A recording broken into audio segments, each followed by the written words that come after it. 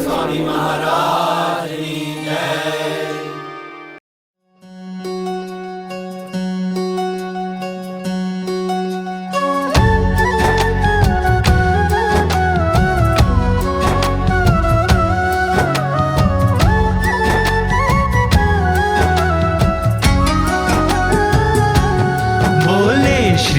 हरि रे सुनिए नर नारी हरिजन, मुझे एक वार्ता रे सबको कहने का है मन।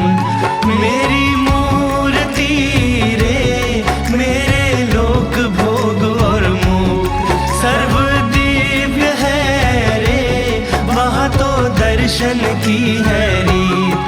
मेरा धाम है जिसका अक्षर अमृत नाम, सर्व सामर्थ्य रे शक्ति गुण से है अभिराम। अति तेजोमय रे रवि शशि कोटि वारी जाए, शीतल शांत है रे तेज की उपमा नव दी जाए। रहता मैं वहाँ रे द्विभुज दिव्य सदा साकार, दुर्लभ देव को रे मेरा कोई न पाए पार। जीव ईश्वर आदि रे माया काल पुरुष प्रधान, सबको वश करूं रे सबका प्रेरक मैं भगवान। अगणित विश्व की रे उत्पत्ति पालन प्रलय हो, मेरी मर्जी बिना रे किसी से तृण ना तोड़ा जाए। ऐसा मुझे जानना रे मेरे आश्रित सब नर नारी, मैंने तो आपको रे वार्ता सत्य कही है मेरी। मैं तो आपके लिए रे आया धाम से लेकर देह, प्रेमानंद के रे स्वामी ने बरसाई अमृत में। आगे सब सुनिए रे मेरी वार्ता परम अनूप, परम सिद्धांत है रे सबको हितकारी सुख रूप। सब हरि भक्त को रे जाना हो मेरे धाम, तो मेरा सेवन रे करो शुद्ध भाव से हो निष्काम।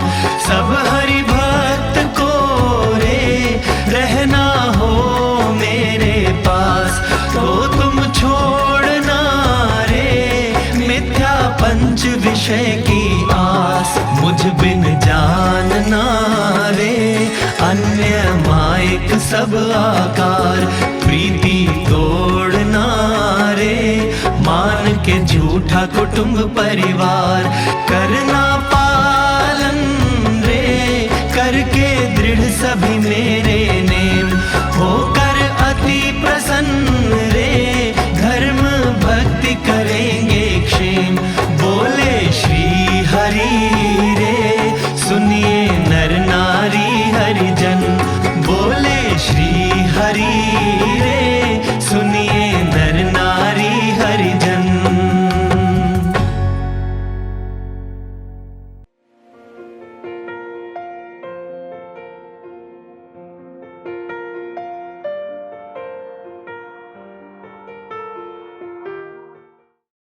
हे महाराज स्वामी नारायण नारायण नारायण नारायण नारायण नारायण नारायण नारायण नारायण नारायण नारायण नारायण स्वामी नारायण नारायण नारायण स्वामी महाराज की जय।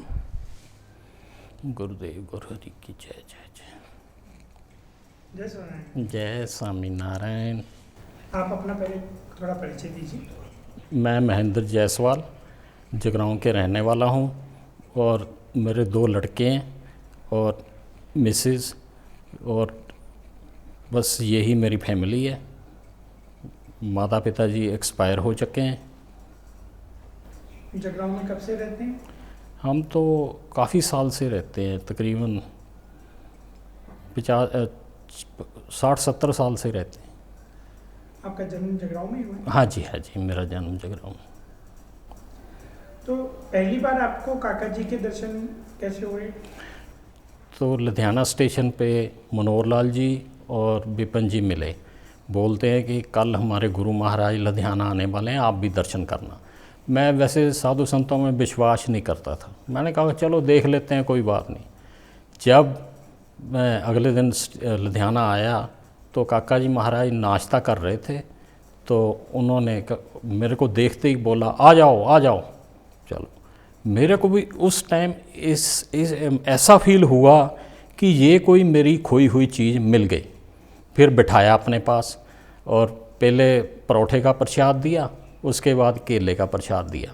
उसके बाद वो बोले कि तू जो काम आया है मेरा बाप योगी महाराज ठीक 3 महीने के अंदर करने वाला है। तुमको क्या करना है?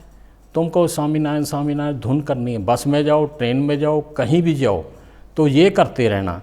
मैं अमेरिका जा रहा हूँ, डायरेक्ट हॉटलाइन से आपका टेलीफोन मेरे को लगेगा तो काम हो जाएगा। मैंने कहा ठीक। मैंने उसी टाइम से स्टार्ट कर दिया। तो फिर सभा हुई बम्बा साहब जी के घर पे, वहाँ सभा उनकी सुनी। उसके बाद मैं चला गया जगरांव। काका जी अमेरिका चले गए।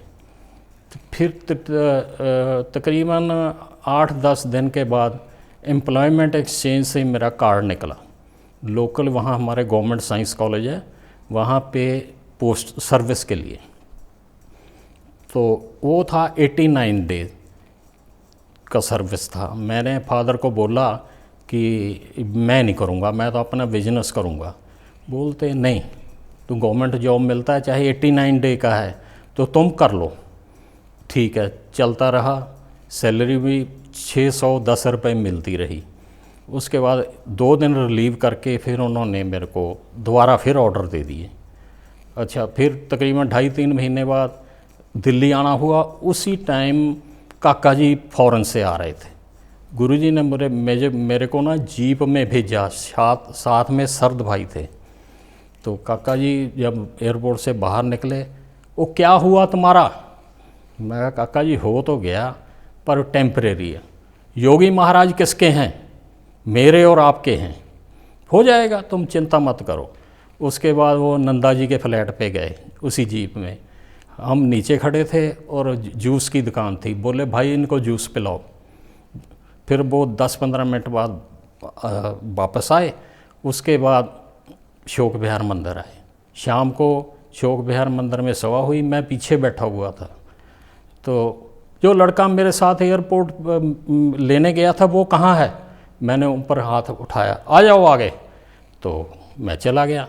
उन्होंने चाय की जो कप था उसमें थोड़ा पिया, मेरे को प्रसाद दे दिया और जो साथ में नाश्ता था वो भी दे दिया।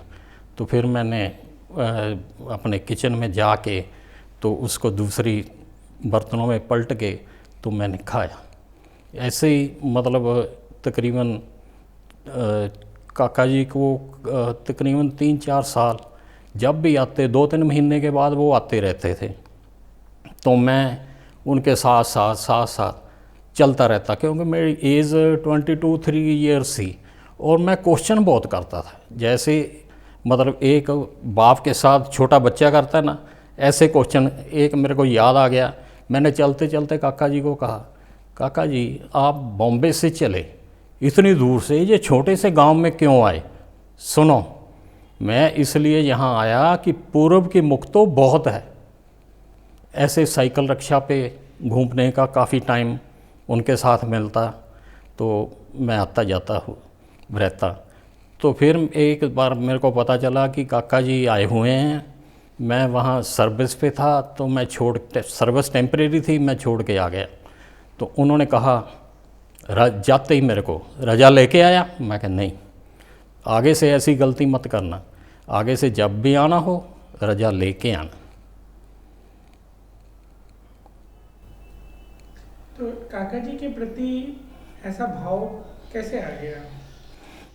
ये ना महाराज की कृपा समझो या जैसा भी समझो, पर फर्स्ट टाइम जब उनका मैंने को दर्शन किया मैंने, तो पीस ऑफ माइंड एकदम, मेरी पूरी बॉडी ठंडी हो गई, ठंडक मिल गई।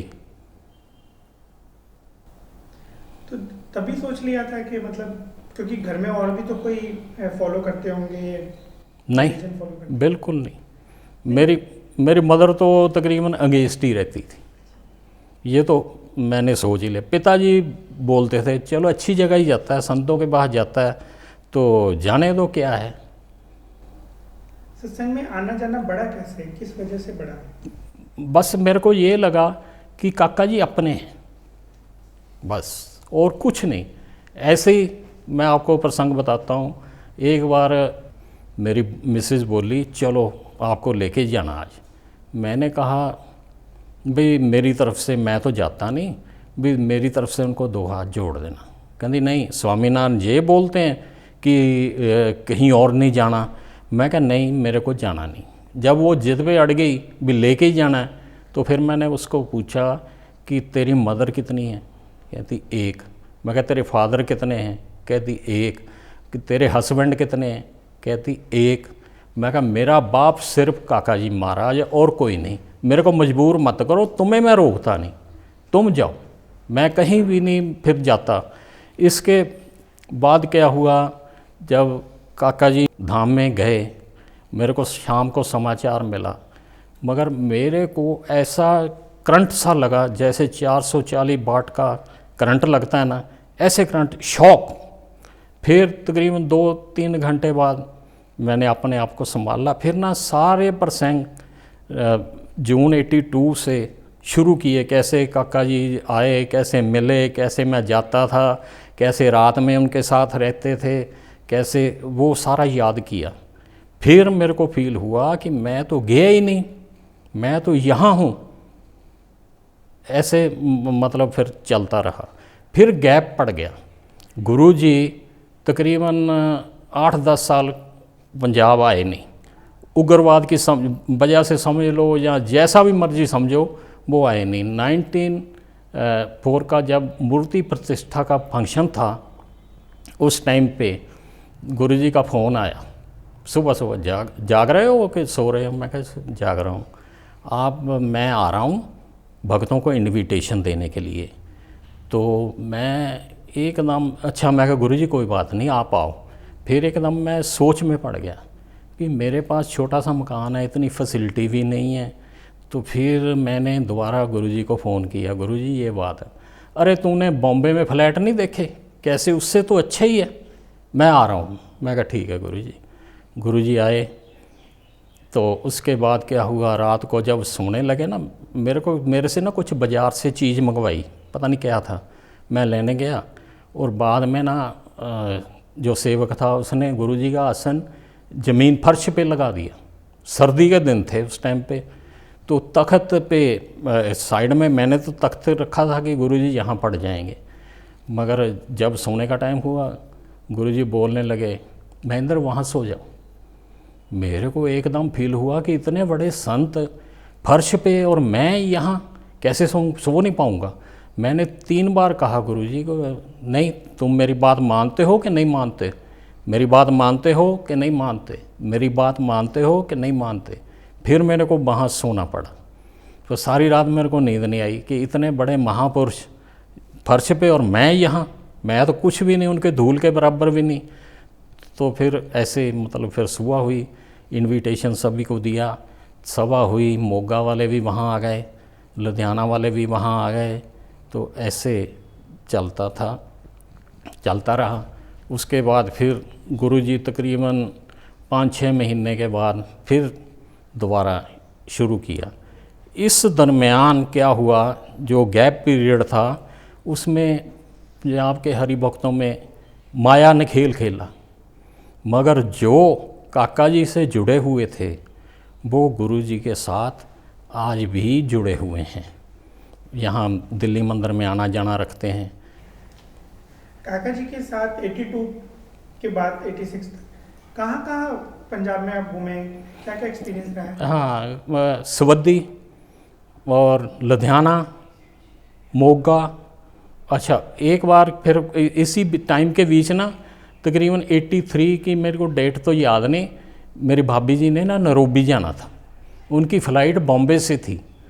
तो मैंने कहा, वो ब्रदर तो पहले ही बाहर गए हुए थे, तो भाभी जी को छोड़ने ना मैंने बॉम्बे फ़्लाइट पे जाना था। जब हम फर्स्ट टाइम तो पहुँचे, उनका कोई फ्रेंड था, उनके घर पे रुके, तो 4 बज गए। मैंने कहा यहाँ से, वो कल्याण स्टेशन था, मैंने कहा कि यहाँ से ना बॉम्बे सेंट्रल जाना है, तो वहाँ मेरे गुरु महाराज रहते हैं, तो उनके दर्शन करने कहते कि यहाँ से दादर चले जाओ, दादर से अलग लाइन से वेस्टर्न रेलवे की ट्रेन जाएगी, तो वहाँ से दूसरा स्टेशन है। चलो मैं ऐसे ही पहुँच गया। पहुँच के जब ये तारदेव पहुँचा, काका जी महाराज देख के एकदम हैरान, कैसे आना हुआ? मैं काका जी ये बात है, भाभी ने जाना है तो मैं उसको एयरपोर्ट पे छोड़ने जाऊँ। वो मेरी 4-5 बुक्स ले जाएगी नैरोबी के लिए। मैं कहा जी ज़रूर लेके जाएगी। तो वो तकरीबन मेरा 150 रुपया बच जाएगा स्टैंप का। मैं कहा ठीक है, दे दो मेरे को, रात की फ़्लाइट है उसकी। चलो बुक्स ले ली, सामान वगैरह पैकिंग किया, और जब वो एयरपोर्ट पे वेट करने लगे ना, तो वो तकरीबन 2-3 किलो बढ़ गया। बोलते इसके एक्स्ट्रा चार्ज लगेंगे। मैं कहा सर ऐसा है कि मेरे गुरु महाराज की ये बुक्स हैं, उन्होंने आगे किसी भगत को देनी है। अच्छा चलो छोड़ दो, कोई बात नहीं, ले जाओ। चलो वो चले गए। मैं सुबह वहाँ से एयरपोर्ट से निकलकर सीधा तारदेव मंदिर आ गए। मैं कहा हाँ जी, चलो ऐसे करना, कल सुबह ना मेरी बहनों का आश्रम है पवई में, तो वहाँ मेरी कार में बैठ जाना और वहाँ चलना। मैंने कहा चलो ठीक है। जब अगले दिन सुबह मैं नीचे उतरा, कार वहाँ बाहर खड़ी थी, 2-3 सेठ बड़े बड़े आके कार में बैठ गए। चलो मैं ऊपर को जाने लगा, काका जी सीढ़ियाँ उतर रहे थे। बोलते चलना नहीं है। मैं काका जी 2-3 बड़े बड़े सेठ आके बैठ गए, तो मेरे लिए तो जगह है नहीं। अच्छा फिर तुम कैसे आओगे? रमेश भाई के साथ आना ट्रेन में। मैं कहा जी ठीक है। चलो ट्रेन में मैं रमेश भाई के साथ गया। वहाँ बहनों का आश्रम था छोटा सा, तो वहाँ उन्होंने गुजराती में प्रवचन किए। तो काका जी बोलने लगे, तो बाद में बोले तुम्हें कुछ समझ आया? मैं कहा नहीं काका जी, चलो मैं आपको ज़मीन दिखा के लाता हूँ। चलो साथ साथ में, ये मेरे बाप योगी महाराज की ज़मीन है। मैं कहा होगी, चलो, मेरे को तो कुछ पता नहीं था। फिर क्या हुआ उसके बाद, कब जाना है तूने वापस पंजाब? मैं काका जी जब आप कहो मैं चला जाता हूँ, 2 दिन तो रुको। मैं कहा अच्छा। और रमेश भाई इनका रिजर्वेशन का पूछ के आओ।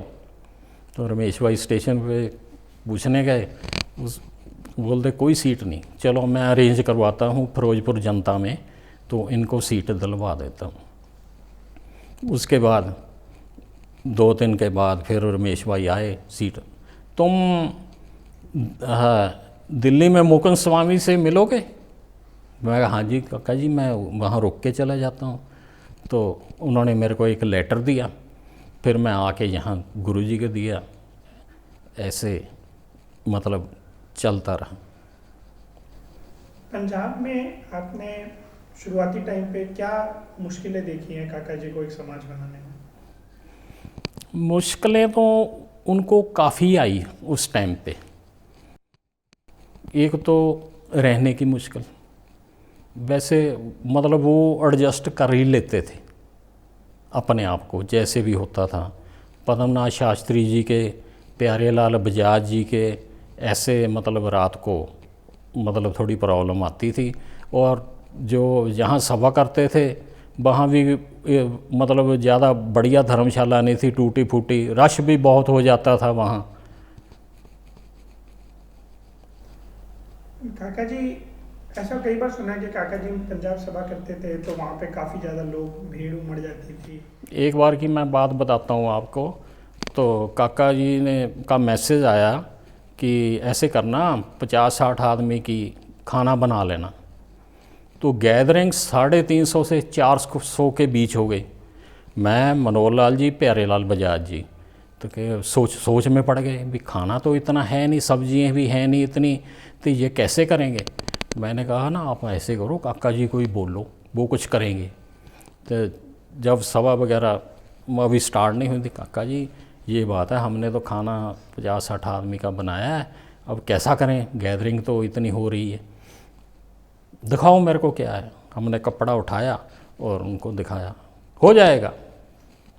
मगर हमको मतलब उस बात पे तसल्ली नहीं आई कि काका जी कह रहे हैं हो कैसे जाएगा, भी इतनी गैदरिंग है, इतना खाना। तो उसके बाद क्या हुआ, जब खाना हम बरता रहे थे तो सुबह इतना खाना, मतलब सुबह तक हम महलों में बांटते रहे, इतना बढ़ गया।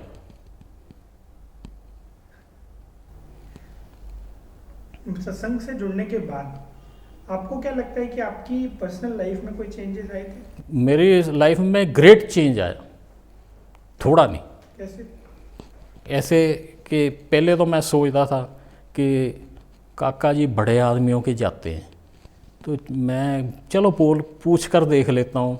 मैंने काका जी को बोला कि काका जी आप मेरी शॉप पे आओगे? ज़रूर आऊँगा, सुबह 9 बजे। मैं ठीक है, चलो सुबह 9 बजे, 9:30 होंगे तो काका जी आए, सीधा अंदर, कोई बात नहीं कि कोई पूछा नहीं ये इन बोरियों में क्या है। मैं कहा काका जी तम्बाकू है, तो इसका रेट हमें बढ़ाना पड़ेगा। मैं कहा जी, मैं तो बस हाथ ही जोड़ देता था उनको, कोई फालतू मतलब नहीं। फालतू तो उस टाइम पे करता था जब काका जी भद्रामनी पे जाते थे ना, फिर मैं बातें करता था। तो ये क्या हुआ, सैटरडे की बात है, मंडे को 1000 रुपये क्विंटल वाला 1400 रुपये क्विंटल।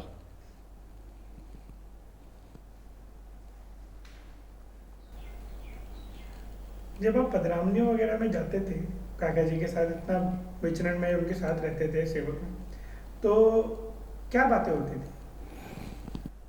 उनके? मतलब जो एक छोटा बच्चा करता है ना अपने बाप से, ऐसे ही कई क्वेश्चन फालतू आलतू जो भी आते थे ना मन में, मैं तकरीबन उनसे कर ही लेता था। पर जो बड़े लोग होते थे ना, मतलब एज्ड पर्सन, वो इसको अच्छा नहीं मानते थे और कई बार तो मेरे को मिलने भी नहीं देते थे। पर मैं बैठा रहता था कि काका जी को मिल के ही जाना है, उनके दर्शन करके ही जाना है। काका जी आराम में हैं, काका जी ऐसे हैं, मगर वो मैं पूरा करके ही जाता था। तकरीबन रात को जब ये कमल जी हैं, कमल जी ना, काका जी ने आना होता था तो सुबह मेरे को ना 4 बजे घर से उठा के ले जाते थे।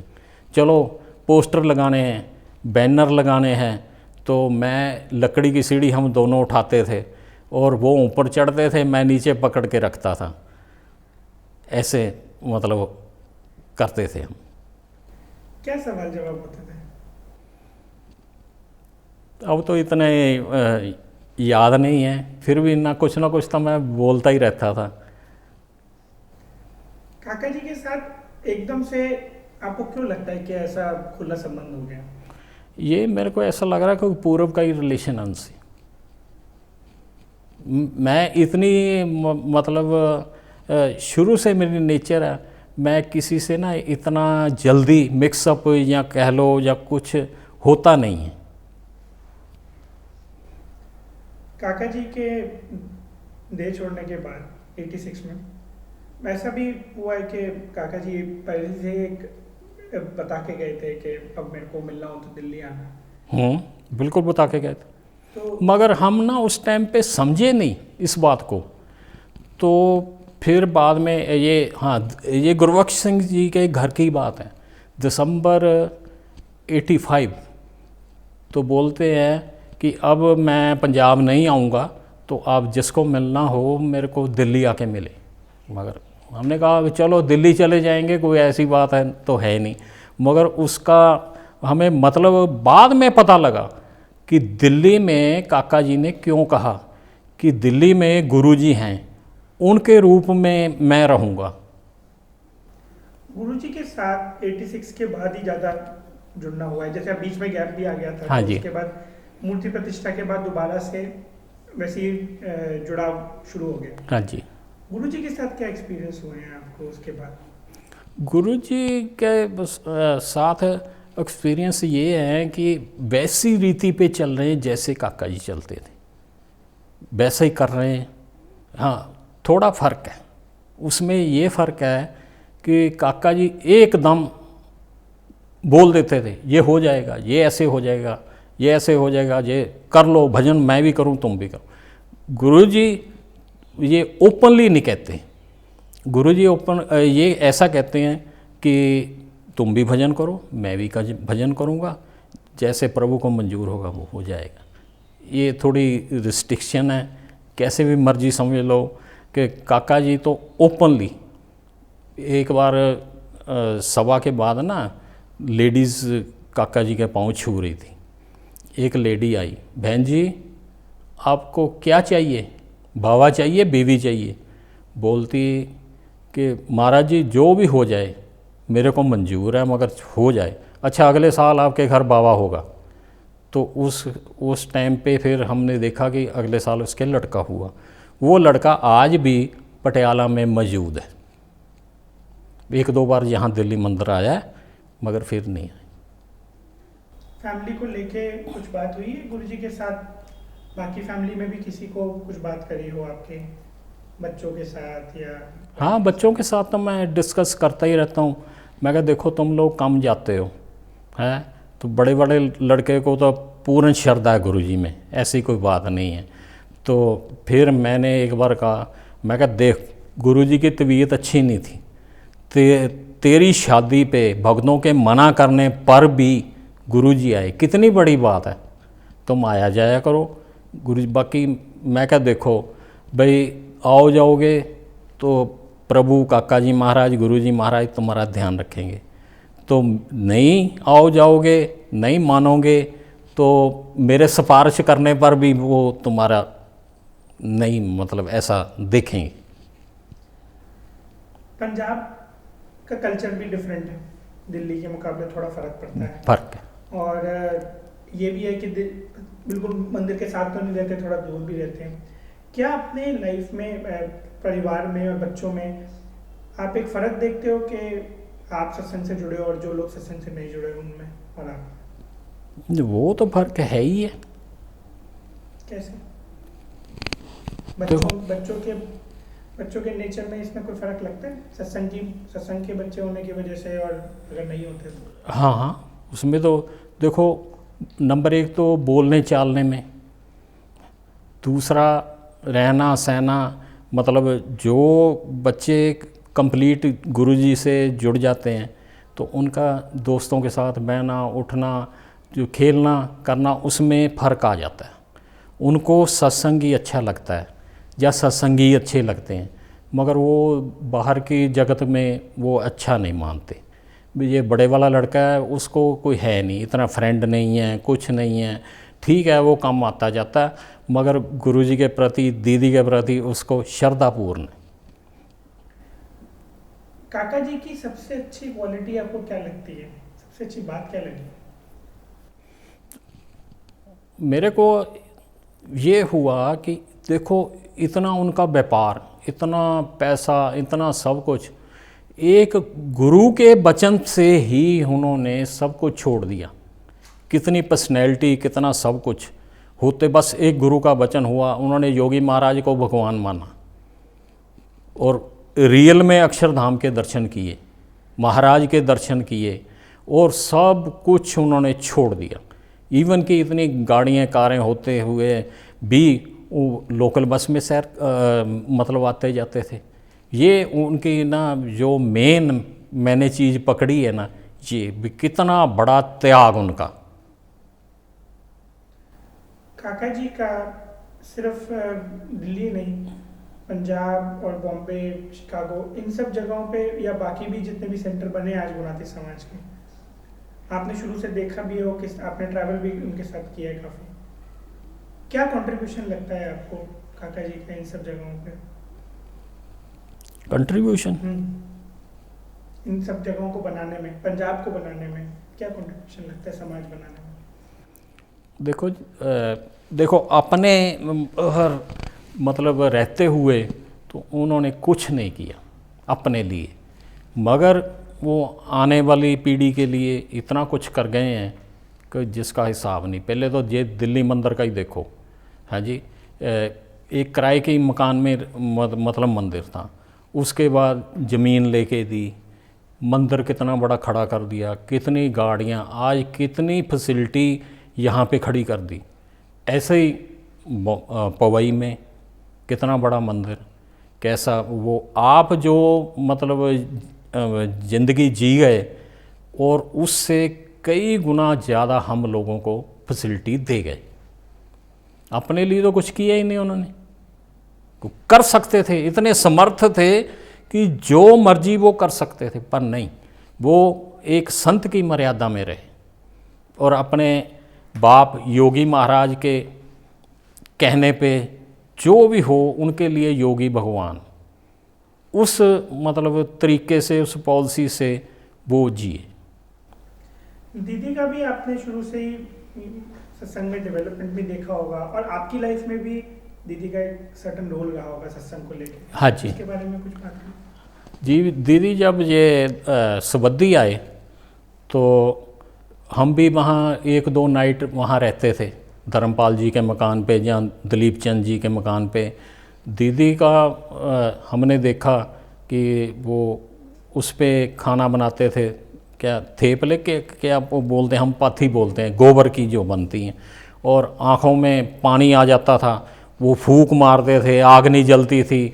ऐसा मतलब दीदी ने भी काफ़ी मतलब मुश्किल झेली।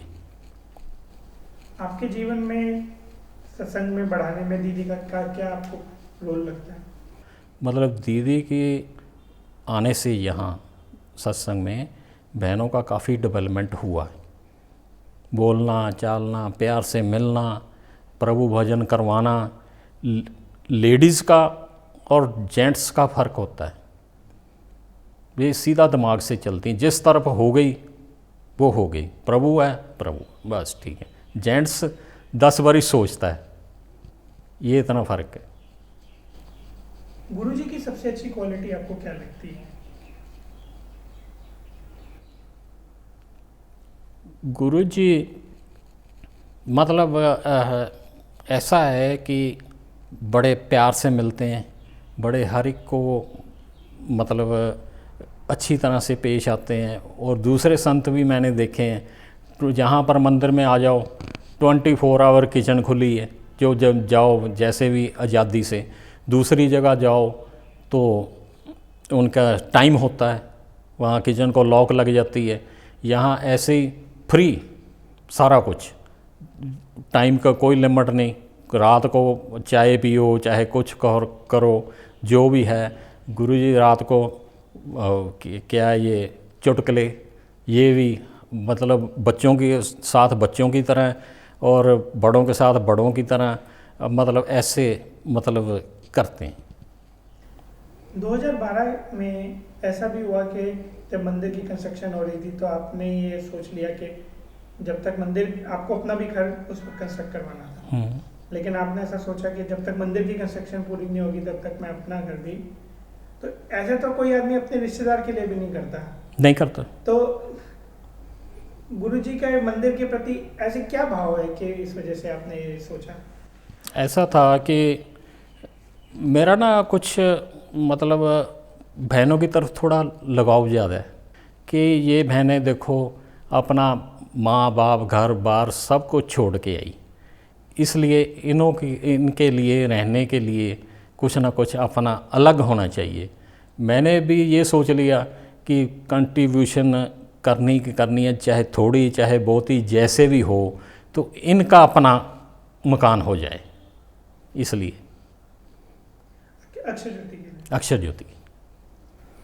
लेकिन ऐसा क्यों, मैं समझने की कोशिश कर रहा हूँ कि आपने जैसे पहले भी बोला कि काका जी मेरे फादर हैं, पापा जी ताऊ हैं, ऐसे मतलब आपकी फैमिली तो कंप्लीट थी।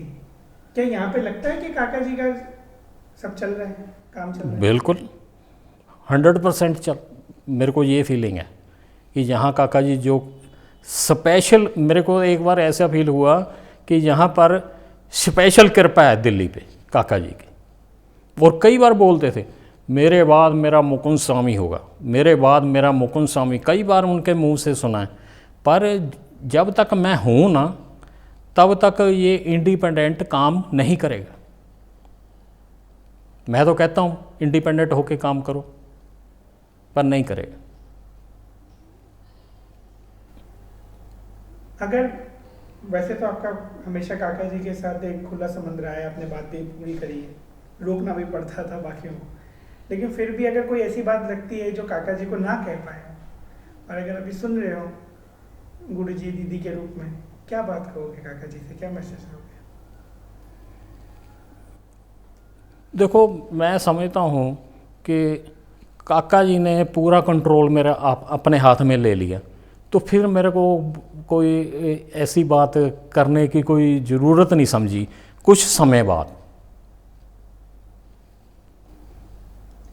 क्या मैसेज आपको लगता है कि आगे आपके भी और बाकी भी जो आगे जनरेशन आ रही है उस तक जाना चाहिए? मैसेज देखो, जो हमारे नेक्स्ट पीढ़ी है, तो मैं कई बार संडे की आरती होती है तो उसमें भी थोड़ा डिस्कस करता हूँ कि देखो हमारे बच्चे नहीं पकड़ कर रहे, इनको चाहिए, पर इससे जो इनके बच्चे होंगे, नेक्स्ट पीढ़ी आएगी, वो इतना ज़ोर शोर से सत्संग करेगी ना, वो हम तो शायद ना देख पाएँ, मगर वो, क्योंकि मेरा जो पोता है वो जब 4-5 महीने का था ना, सिर्फ गुरुजी की मूर्ति देखकर हंसता था, 2.5-3 महीने का ही, और मूर्तियों को देखता रहता था, मगर जब गुरुजी की मूर्ति देखता था तो वो हंसता था जरूर, और बोलता कुछ नहीं था, मतलब हंसता। अब क्या हुआ, उसमें चेंज आया। तो पिछले संडे हमारे घर पे आरती थी संडे को, तो वो आया, बोलता जय, मतलब बोलना भी पूरी तरह नहीं आता उसको, तो जय, मैं उसको बोलता ना जय स्वामी नारायण, तो बोला जय। फिर उसने क्या किया, काका जी की मूर्ति, काका जी के माथे पे पाँव को नहीं या नीचे नहीं, माथे पे ऐसे लगा के फिर ऐसे लगाया, फिर गुरुजी की मूर्ति को ऐसे लगा के ऐसे लगाया।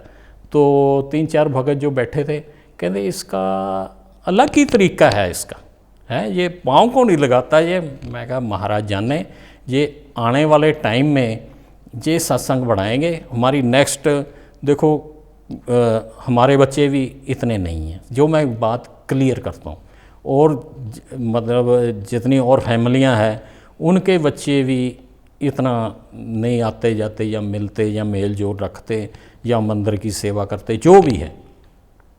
मगर ये लोग जो इसके बाद पीढ़ी आएगी ना, ये सत्संग बहुत ज़ोर से करेंगे। गुरुजी दीदी को अपनी तरफ से आप क्या मैसेज देना चाहोगे?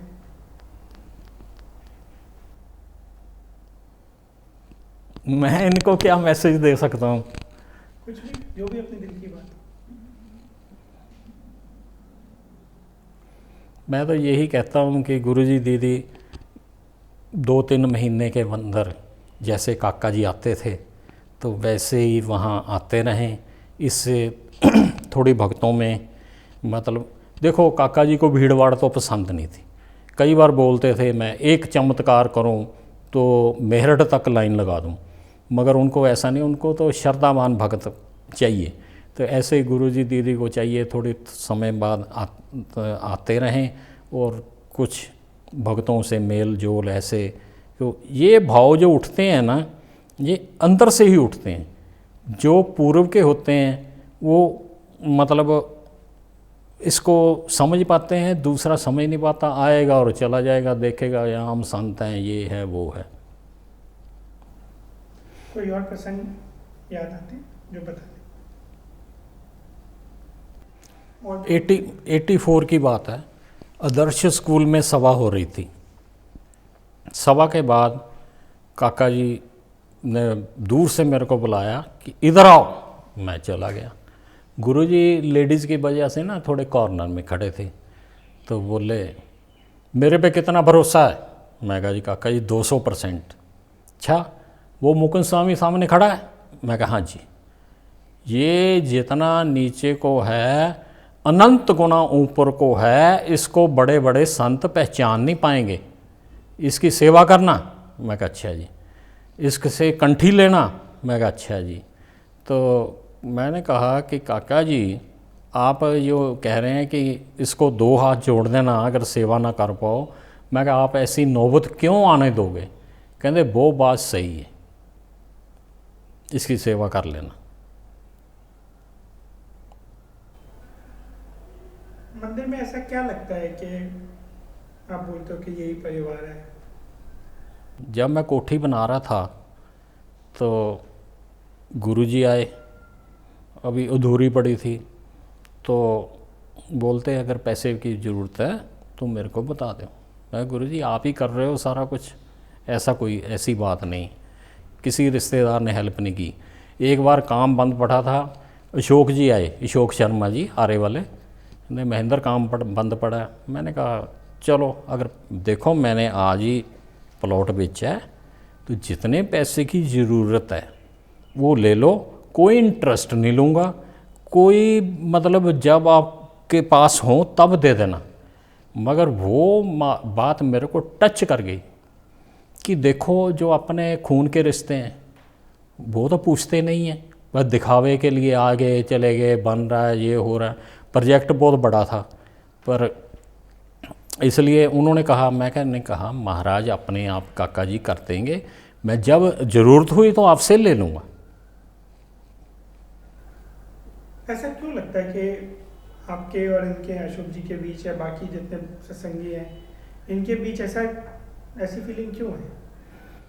मतलब एक तो मैं ना मेन बात ये देखता हूँ, किसी का नेगेटिव पॉइंट नहीं लेता कि काका जी का नाम लेता है ना, काका जी का भजन करता है, काका जी के लिए सबको करता है, वो अपना है बस। मेरे को ऐसी फीलिंग रहती है, बाकी वो कुछ करे ना करे मैं वो उसकी मतलब अवगुण नहीं लेता। उनके ही बीच में भगत कहते वो ऐसा, मैं काका जी का नाम लेता है, सामने करता है ना, बाबा छोड़ो बस।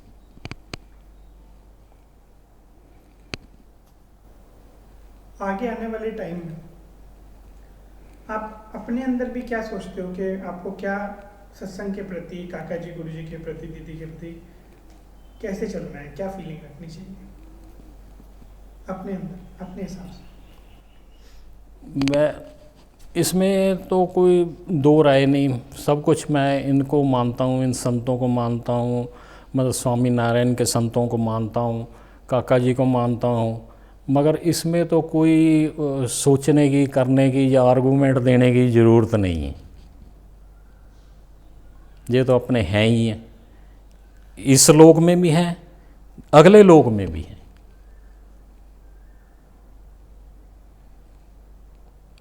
लिविंग भी हैं, मतलब बाद में भी अपने ही हैं बस। जय स्वामी नारायण।